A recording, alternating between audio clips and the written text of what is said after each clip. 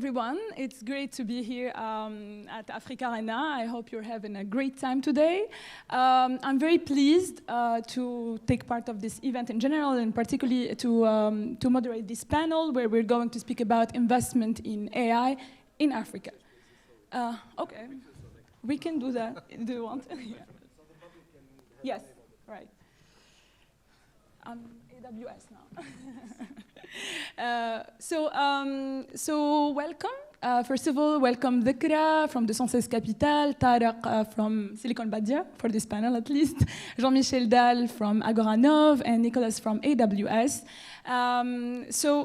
Let's get straight into it because I know we only have 30 minutes. So I think for this event, we spoke a lot about the rise of AI at a global level, but also in particular in Africa. So we are seeing in Africa an emergence of a lot of AI startups building products to solve local challenges. So as we saw with Initiative for health tech, but not only, in finance, like Shippercash, education, like Gebeya in Egypt. So African founders are using the advancement happening in AI to solve local challenges, which is great.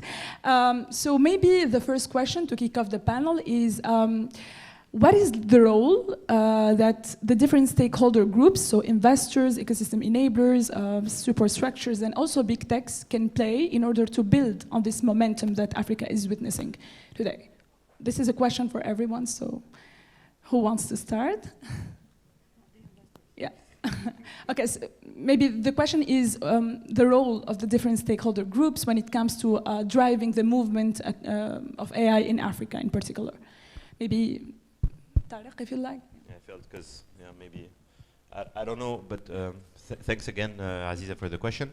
So Silicon Badia is a VC that invests in tech companies at the growth stage, targeting mostly the MENA region. I think the role of an investor is to obviously invest in companies that have a potential to make solid returns and an exit for our fund and our LPs.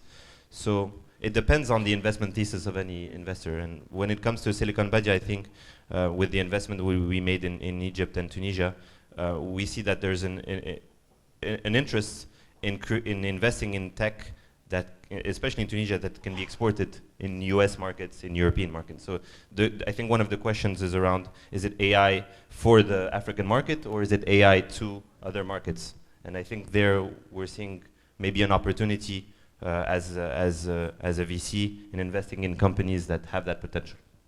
Great. Thanks, Tarek. From Agoranov perspective, maybe if we keep the scope for now, at least for Africa, is there any specific activities that Agoranov is deploying to support the AI movement in Africa and maybe in the supporting of entrepreneurs? Yes, please. For now, we are not a player in Africa, and we are just having a look at what's cooking, but it is very similar to what we've witnessed in France, Europe, Paris, because when I was listening to the pitches earlier today, I could have been sitting at Agoranov listening to pitches of startup founders, and I mean, just the same. Of course, the needs and the problems that are targeted are different, but still, they are using AI as a tool, as a new tool, without any magic, which is important, I think. Just a tool, and not everyone is able to master that tool. And I think that at Agoranov in Paris, we've now incubated 100 AI companies over the past 15 years, 2 of which have become unicorns. Several others have been through M&As with 9-figure selling prices, but they were exactly the same at the time when we accepted them as the pitches I saw this morning. Great, thank you so much. Maybe we'll get into AWS role a bit later. Now let's speak more about the investment itself. So at Brighter Bridges, one of the data we have on investment in deep tech is that in 2022, African startups operating in deep tech, which is like a larger or broader sector, AI is included in it. So African startups attracted less than 4% of the total VC funding, which is a very, very low amount, which also showcases the role that investors need to play more into when it comes to funding African startups. So speaking about 216 Capital, but also Silicon Badia, maybe if you could share with us some numbers. How many AI startups do you have for now in your portfolio? Look, it's a relative number, right? We started investing like 1 year ago. We have in our portfolio like 9 companies. Most of them, they have like an AI component. You know, the statistics here in Tunisia, for example, when we look at Tunisia, like 80% of the founders come from a technical background. So they are more keen to develop very tech-heavy solutions. And AI is the trend. And I feel like you cannot escape AI when you're looking at the solution or the product that we need in Africa or elsewhere, by the way. And so we invested like 3 among the 9 are AI companies par excellence. One in energy, one in agriculture, and one in, I would call it entertainment. So 3 startups among the 9 is a pretty good ratio. Now, why the investment in AI is still very low? I think when we look at the landscape of the VCs in Africa or investors, you would see that like maybe 90% of them are small funds. Mostly in pre-seed, seed, or pre-series A, with like not much resources and not much money to spend on vetting and evaluating the right product or solutions. So when you look at an AI startups from a perspective of a VC, you look at some criteria. The first one is the product desirability. Is it solving a problems? And we have many problems in Africa, at least, that could be solved with AI, through AI. That's not really the problem when you're evaluating startups in Africa. The second one is it commercially viable? Does it make money? And it starts to get a little bit more tricky. The third one, which is, in my opinion, the most important one, is you look at the algorithm. You have to look at the algorithm from the very early stages of the startups. And sorry, how do you do that when it comes to? I'm getting to this point, and I'm getting to why we don't have much resources to do it. So basically, you have to look at these algorithms, and you have to look at the data, from where the startup's getting its data. Is it scalable? Are they able to get this data for the long run? Is it legal? Is it ethical? And you have to look at if the startup has the right talents, data scientists, programmers, blah, blah. And you have to look at the computation power also. Do we have, or the startups in Africa, do they have the resources, financial resources, to use services like this, cloud GPUs, blah, blah. So as a pre-seed, seed investor, you will not have always the resources to do that. And it is very critical and it's very important that the pre-seed and seed, very early stage investors look at this aspect before the financial, non-financial metrics and whatever. So I think we have to empower more very early stage investors and give them the means to be able to assess the technical aspect before the startups goes to the other rounds. So I think it answers the question. Yes, it does. Okay. Thank you, Dhikra. And this is where we see the relevance or the importance of the partnerships that need to happen between the other stakeholder groups. Maybe, Tarek, if you'd like to add anything on investing in AI from Silicon Badia experience, but also maybe another question is more around, in case you received like startups, and then they wanted to get funding from Silicon Badia, and you kind of like they didn't get through the due diligence phase. If you could share with us the reasons behind, so we try to understand what makes an AI startup non-investable. Good. I'll try. Yes, I'll try to make it succinct. So in Silicon Badia, we're growth stage. So we have 4 companies in our portfolio, 2 in the pipeline, different sectors from logistics to fintech, and all are using AI or AI-centric.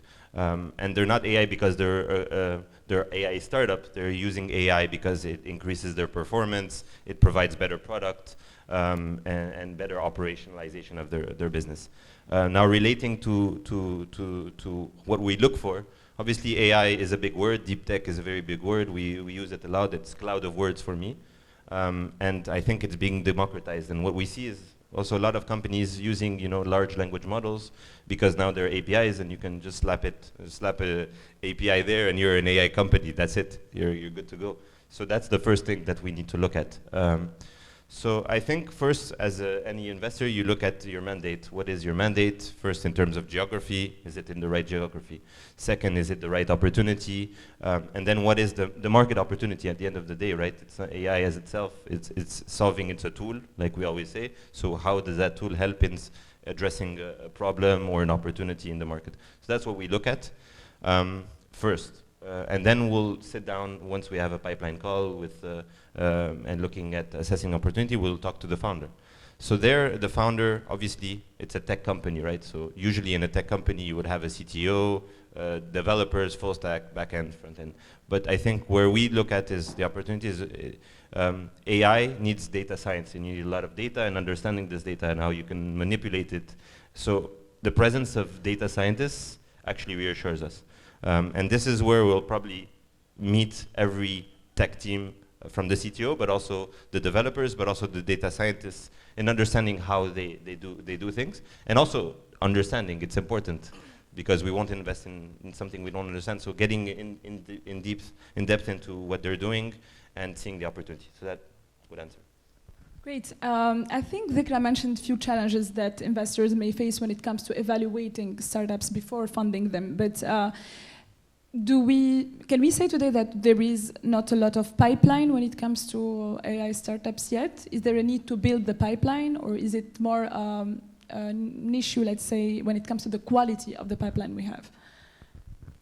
And if there are many other challenges that you'd like to mention from an investor perspective, you can share. I think the pipeline is also very related to the market, geography. Tarek was mentioning the geographic aspect of the investment, and it is, I think, in my opinion, it's more like it's easier for example, a Chinese company to work on certain aspects of or certain fields of the AI, face recognition, for example.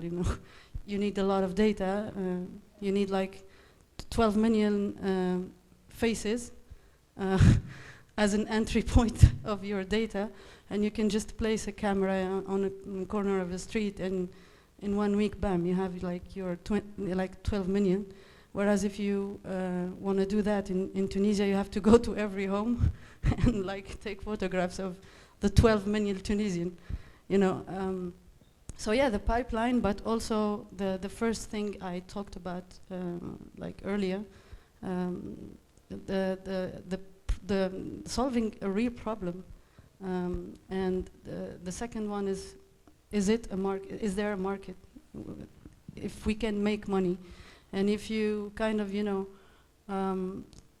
place your question in, for example, in Tunisia, is there a pipeline for AI? Okay, you will like have maybe more research paper and more academic, studies on that field, because they do not need to kind of, tick the boxes of solving real problem, having, commercial viability, being scalable. You will find those in the labs, in the universities, but when you want to make a business out of that, there you have a problem. Great, thanks, Dhikra. Maybe let's move now to more on the support. Jean-Michel, the mic.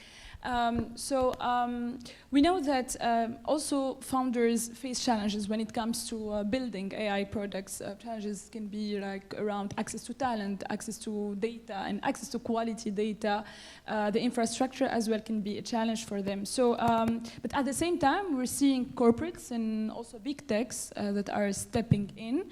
So before coming, I saw that Visa Ventures launched a seed fund recently to support AI ventures, especially at the seed stages. So this shows how also corporates and big techs are seeing the opportunity when it comes to investing in AI for Africa. So, and I know that AWS is doing a lot in this space.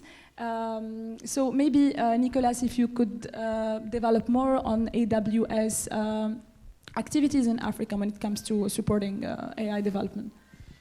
Okay, thank you very much for the question. So I'll maybe start far in the past. When I joined AWS 9 years ago, I joined the training and certification team to train customers across EMEA. The team could literally be fed with 2 pizzas, right? So it was a very small team. Nowadays, the efforts, the programs, the events, and all these this ecosystem of training and certification bred things are growing to specialize in different verticals. When we talk, for example, for women in tech, we have programs called Cloud Up that help women in tech, prepare for certification to validate their skills.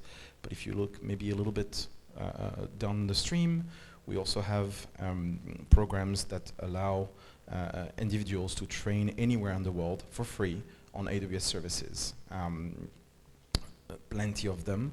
And when we look in Africa specifically, we recently launched a talent development center in Kenya. This is from last week. You have already one in Cape Town? We already have one in Cape Town, absolutely, that we launched earlier this year, maybe a month ago or something like this, which is aiming at producing or actually validating the talent with certifications that are market standards and benchmarks for startups, amongst other employers, to hire these talents anywhere from anywhere in the world, but maybe more specifically here in Africa. Another thing that's really important is, as plenty of speakers today have mentioned, infrastructure is key, right? AI needs data, and a lot of it, to be able to be trained. We gave an example earlier of 12 million faces. Storing that needs infrastructure. So in Africa, we started a while back by opening the region in Cape Town, which has a lot of infrastructure. It's actually, Cape Town is the home of the office that developed the first virtual machines on AWS, that technology that we used initially. So we started from there, and then we started to open an office in Cape Town, one in Johannesburg. There's another one in Nigeria, I believe, recently opened. We also have more infrastructure that we're opening. One of them is open in Kenya, which is called a local zone, and we have another one that's coming up in Nigeria, as well. So North Africa? North Africa.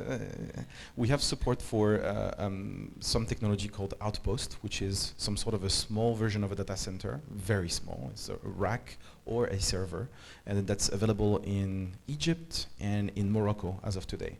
It's also available in Kenya. So it's an expensive part of the infrastructure, but really, in terms of building with AI, I think the talent, first of all, needs to be trained on cloud technology at large, and more specifically for us, on the way to do things in AWS. The machine learning, the AI and ML stack is a big part of what we do today. It's quite extensive and has different level of depth when using it. If you're maybe more a beginner or more of an expert, there's all of these levels represented in the stack. So from the training perspective, all of the programs that are available on AWS, most of them are for free. In Africa, we launched, as we mentioned, a couple of development centers in South Africa and last week in Kenya. And then online at your own pace. There is about 600 labs that you can do for free on skillbuilder.aws. Sorry for the the ad. We need to know, yeah. And it's for free, right? Like people It's for can. entirely for free. You can do it from the leisure of your home or vacation or Important. anywhere in the world where you have internet connection. And I think this was noted earlier in the previous panel that this is needed for AI. It's needed for anything cloud, really. So again, skills, infrastructure, free programs, and specific programs targeting women in tech. I believe that's super important for inclusion, diversity, and equality. That's great. Thank you, Nicolas. Getting back to Agoranov, so maybe I'd like to learn more about your experience when it comes to supporting AI ventures at Agoranov. So is there any specific support that you provide, or is it just like other sectors? Yes, to be honest, it's like other sectors. Something specific about AI is that we don't believe in magic. So something that we want to check is the technical feasibility of what the founders have in mind. And this is something that we also do actually for other kinds of technologies. But for AI, and I think that we have a good experience at doing this, to check what's doable and what's not. And once this is doable and once we've assessed the talent of the founders and the product market fit whatsoever, then it comes to three things: execution, execution, execution. Okay? This is just the number one thing that we checked. We have 5 unicorns at Agoranov. The one thing they all have in common is execution. Okay? They were just execution masters. And if there wasn't an execution master, the magic maybe is more in the execution than in the AI itself, if I may say so, okay? And if there wasn't an execution master within the founding team, they recruited one, and then they left off. So I don't want to sound skeptic with respect to AI. On the very contrary, 1/5 of our portfolio is in AI, so we are pretty keen on thinking that definitely this is something, and there's a lot of money available from VCs from AI. This is probably the one spot that has been left so active after the crisis, okay, right now. So there's a lot of money, there's a lot of potential everywhere, but still the way we assess the companies, the way we look at them, the way we just engage dialogue with the founders is absolutely the same as with other sectors. Okay, thanks, Jean-Michel. Great. I don't think, do we still have time? Wasim, Nate? I have a last question for the panelists, but it will be more of a message that maybe you'd like to send to founders, African founders, who are building AI products. And as I said, I think AI is super important for the African context, especially because it will help tackle very important local challenges. We spoke about health, agri, education, etc. So if you have a message, and this is a question for everyone, but maybe we start from Dhikra. Sorry, Dhikra. If you have a message for founders, what would it be? Maybe it's not really a message, but more maybe we need to look at really the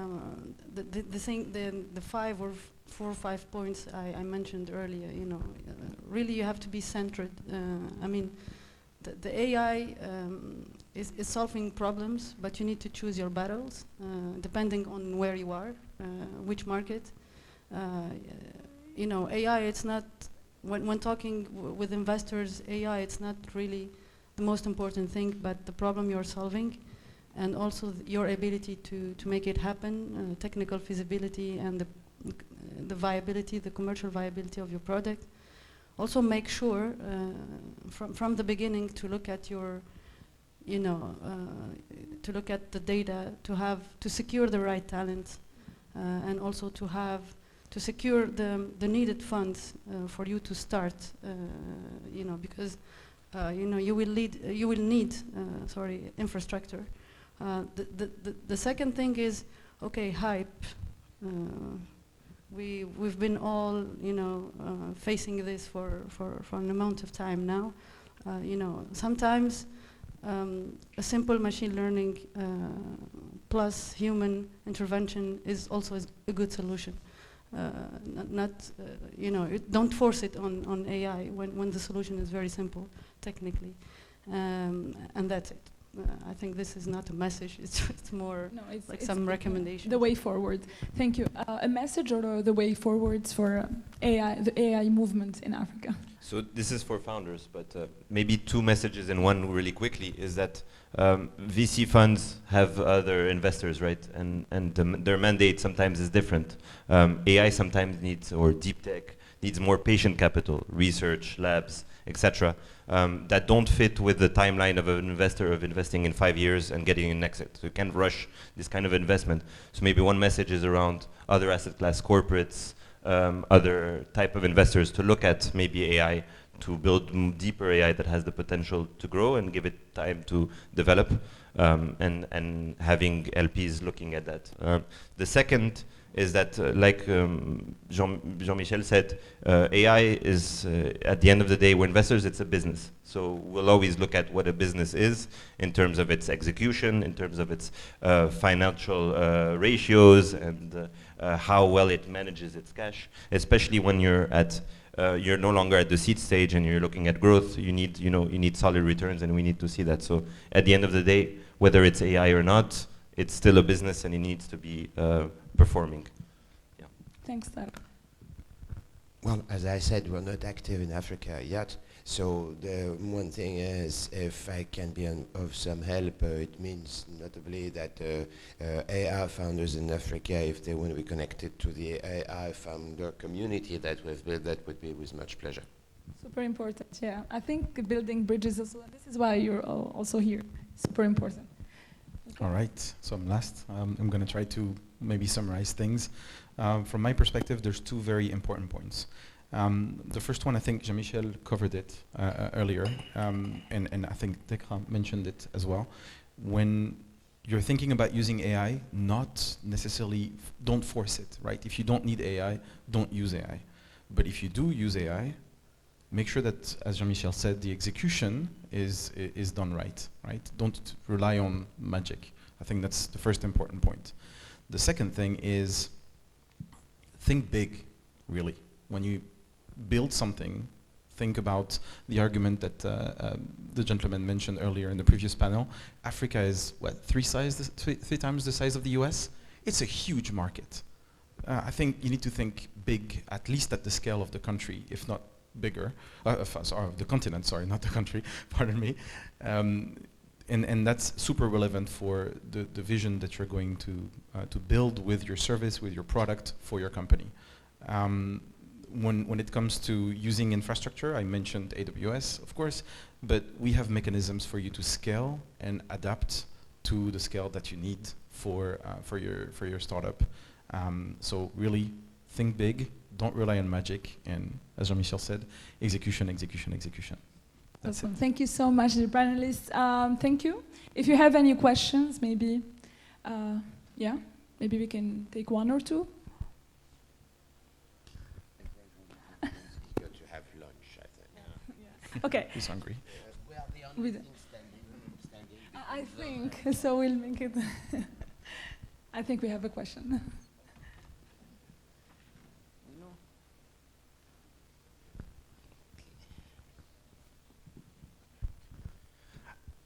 Thank you all for the presentation. I have a question for Dekra, but that relates to also a point that Jean-Michel raised about technical risk and evaluating the tech.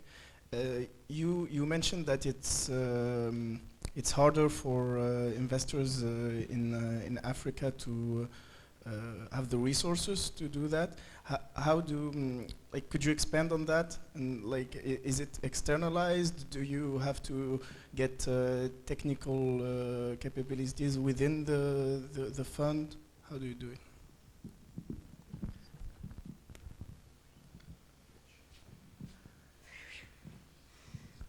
Thank you for the question. I'm speaking about the 216 Capital. At our level, we are lucky to have one of the partners with a big, technical background.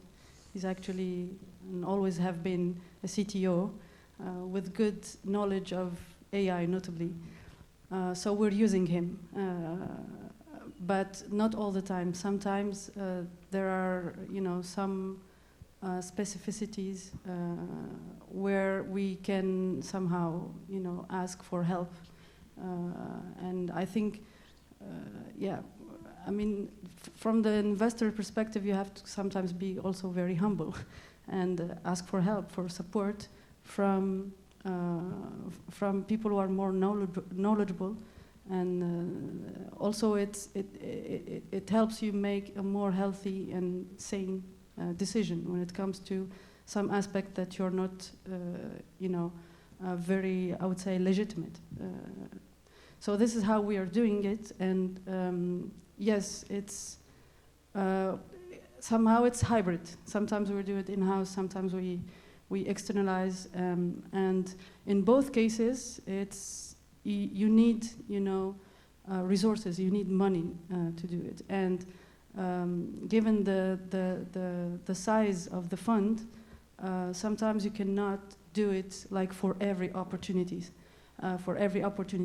So that makes, you said the investments are somehow not really very big. Sometimes VCs do make decisions this way. So it's going to cost money. Am I very confident? Do we want to go further? And that's it. So, VC, it's a game of probability. You can miss on some, and you can win on some others. So, but we want to have the comfort to kind of assess every interesting opportunity that would maximize maybe the success rate from our side to identify good startups. Just a short follow-up on this. We asked our previous founders what they think about the new applicants. And when it comes to Florian Duetto, the CEO of Dataiku, who's asking questions about AI, those questions, they tend to be pretty sharp. So, and he's definitely not asking questions about the singularity or whatsoever. Okay, just asking questions about the tech feasibility of what is being presented. And he's a very kind, gentle, and humble person as it goes. But expect sharp questions. And this is exactly what we need in that case to assess the feasibility of the just startup projects that are presented to us.